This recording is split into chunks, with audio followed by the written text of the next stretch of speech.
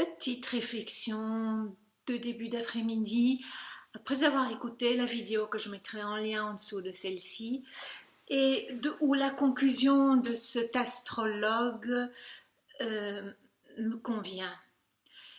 Et voilà, parce que ça fait un petit bout de temps que tout ce qui se passe depuis mars, alors février, mars 2020, où nous avons commencé à vivre cette histoire de coronavirus et tout ça.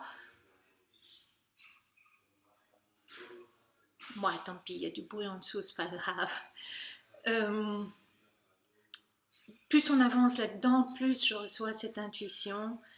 Et maintenant, je fais vraiment confiance à mes intuitions parce que j'ai eu plusieurs signes très concrets dans la matière qu'elles ne se trompaient pas. Alors j'ose les affirmer, mais elles me concernent peut-être que moi. Mais j'aime bien les partager au cas où ça vibrerait en osmose avec vos intuitions. Donc mon intuition est que nous sommes en effet dans un tournant à 180 degrés ou bien que nous sommes à la fin d'un sablier, point de vue temps, qui a été retourné il y a quelques siècles et nous arrivons au goulot pour après retourner de nouveau ce sablier et vivre quelque chose de nouveau, quelque chose de différent.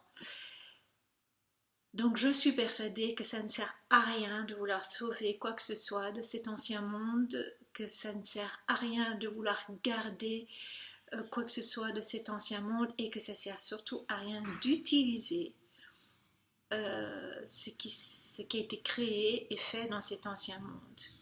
Je pense que nous allons réellement vers quelque chose de nouveau. Et ce que dit cet astrologue en conclusion, que j'aime beaucoup, c'est tant qu'on n'a pas touché le fond, tant que nous ne sommes pas allés totalement dans nos profondeurs, nous ne pouvons rien créer de nouveau. Et j'éprouve cela, je me sens un peu chenille dans son cocon, ouais, ou ours qui hiberne, ou serpent qui hiberne parce qu'il va se faire une nouvelle peau. Et pendant l'hibernation, il n'y a rien à créer. Il faut aller dans le fond, il faut aller, pour moi, m'affronter à ce fond en moi et voir tout ce qui est ancien en moi, ancien, tout, mais tout, tout, les relations, l'éducation, les croyances, les dogmes, tout, la religion dans laquelle j'ai pu être éduquée. Bon, ça fait longtemps que je l'ai remise en question, mais je pense que c'est carrément être comme un bébé dans mon propre fœtus, à moi, de ma vie, aller me nourrir de quelque chose de tout nouveau, de ce grand moi-même, de cet être, de cette source. Et après, je pense qu'avec tous ceux qui auront fait le même travail, nous pourrons reconstruire petit à petit quelque chose d'autre à partir de cet papillon que nous serons tous devenus. Mais pour l'instant, je me considère comme une totale chenille ou comme un serpent en pleine mutation d'une nouvelle peau après plusieurs années, parce que le serpent ne mute pas de peau toutes les années. Je me sens comme un fœtus dans le ventre d'une nouvelle vie et je ne peux que être comme ce fœtus, me préparer, me construire. Mais ce que dit cet astrologue, et c'est ce que j'ai envie d'encourager à tout le monde, c'est d'aller dans mes profondeurs, mais dans tous les sens du terme. Dans la profondeur, il y a tout ce que je n'ai pas voulu accepter de lumineux, de merveilleux, de don. C'est pour ça que j'ose de plus en plus affirmer mon intuition aussi, parce que je sais qu'elle est forte, très forte et très très juste. Ça touche presque la clairvoyance. Et il est temps pour moi, et j'espère pour vous tous, de dire ok, j'ai ça en moi, il n'y a pas d'orgueil, il n'y a pas de vanité à le reconnaître. Comme il y a de l'orgueil et de la vanité à ne vouloir reconnaître que ce qui ne va pas. Ou nos défauts, façon de dire, vous voyez, comme je suis humble, j'ose regarder mes défauts.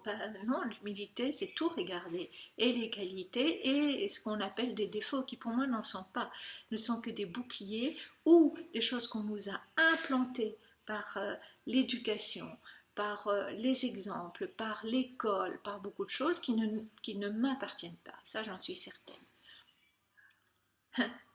Là derrière, ce tableau s'appelle The Sound of the Silence, le son du silence. Je ressent ce besoin d'un silence. Alors il y a là un chien qui regarde derrière avec tristesse, et lui, regarder avec derrière ne peut que peut provoquer la tristesse, et puis il y en a un autre qui regarde devant. Et j'ai envie d'être celui-là. Mais dans le silence, voilà. Enfin, le silence, c'est une grande façon de dire, mais être dans l'instant, et je choisirai au fur et à mesure ce qui provoque de la joie et de l'enthousiasme et de la légèreté. Même en allant dans mes profondeurs, je peux le faire avec cet état d'esprit-là. Ne rien rejeter, ne rien rejeter. Comme je disais dans une vidéo précédente, tout à sa place. Tout en moi, chaque chose à sa place. Et si je le remets à sa place, c'est-à-dire le passé, c'est le passé. Je ne vais pas aller le regarder et le ramener au présent. La place du passé, c'est le passé. C'est pas de le ramener au présent. La place du futur, je ne la connais pas. Je ne connais pas le futur. Quelle est la meilleure des places? Le présent. Mais c'est pas facile.